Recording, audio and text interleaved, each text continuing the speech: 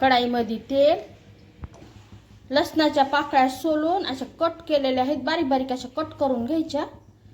त्या गावरान लसूण आहे आणि लसूण भरपूर वापरायचा. तेलामध्ये लसणाच्या पाकळ्या कट केलेल्या, एकदम गुलाबी असा चॉकलेटी रंग येऊ द्यायचा लसणाला.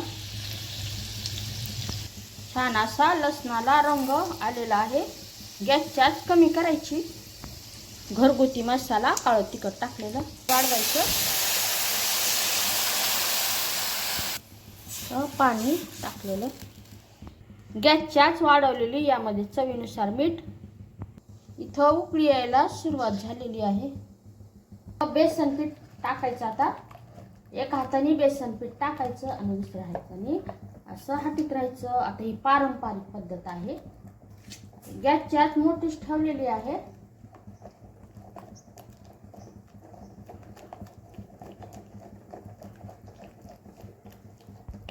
पूर्ण बेसन पीठ हटल्यानंतर गॅसची आच एकदम मंद केलेली आहे.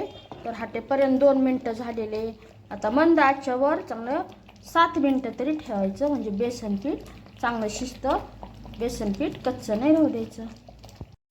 पिठले तयार झालेले आहे. यावर बारीक कट केलेली कोथिंबीर. मस्त असं मसालेदार पिठलं तयार झालेलं आहे. खमंग लसुणी पिठलं भाकरी सोबत खाता येतं, चपाती सोबतही छान आणि भातासोबत तर छानच.